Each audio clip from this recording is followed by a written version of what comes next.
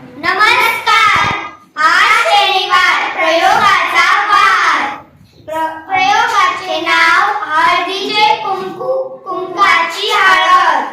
साहित्य: एक चुन्याची डबी व लिंबू आणि थोडी हळद आणि पाणी.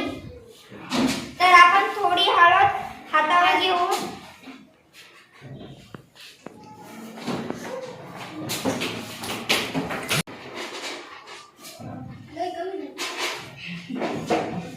सरला म्हणावं 2 मिनिटात प्रयोग घ्या.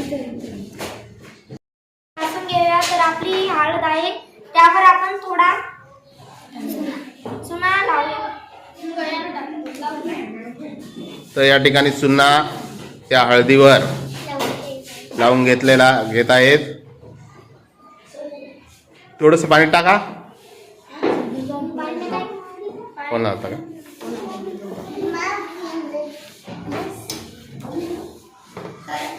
थांबा.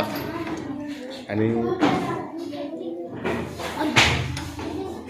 तर आपण हे हात चुना लावल्यामुळे आपले हात लाल झालेले आहेत. तर पहा, हळदीपासून कुंकू पण बनवू शकतो.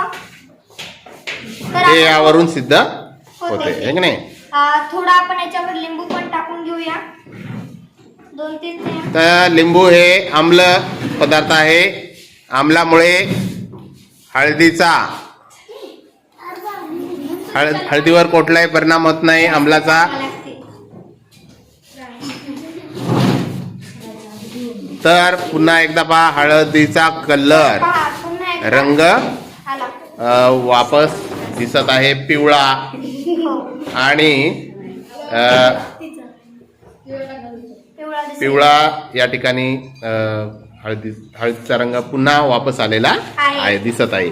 तर असे काय झाले असेल बरे? तर सर्वप्रथम तुम्ही काय केलं? हळद तळहातावर घासली, म्हणजे तुमच्या तळहाताचा रंग झाला पिवळा. तळहाताचा रंग कोणता झाला? पिवळा झाला.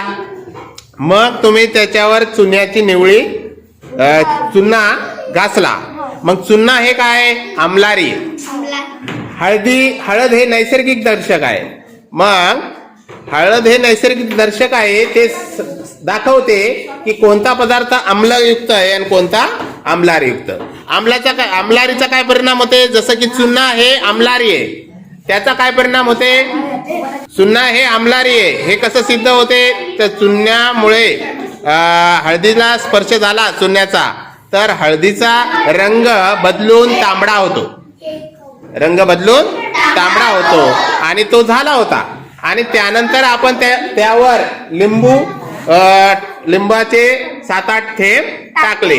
त्यानंतर पुन्हा प्रक्रिया झाली आणि तांबडा कलर चेंज होऊन पुन्हा पिवळसर झाला. म्हणजेच आपल्याला असं कळालं की हळदी या नैसर्गिक दर्शकावर चुना लावला असता ते आम्लारी असल्यामुळे त्याचा कलर हळदीचा पिवळा न राहता लाल होतो, तांबडा होतो. आणि या उलट आम्लाचा म्हणजे लिंबाचा, आता लिंबामध्ये कोणता आम्ल असते? सायट्रिक आम्ल. कोणता आम्ल?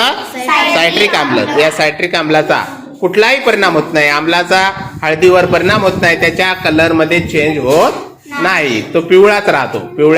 पिवळच हळद राहते. आणि आम्लारीमुळे मात्र पिवळी हळद ही तांबडी दिसते. तर धन्यवाद.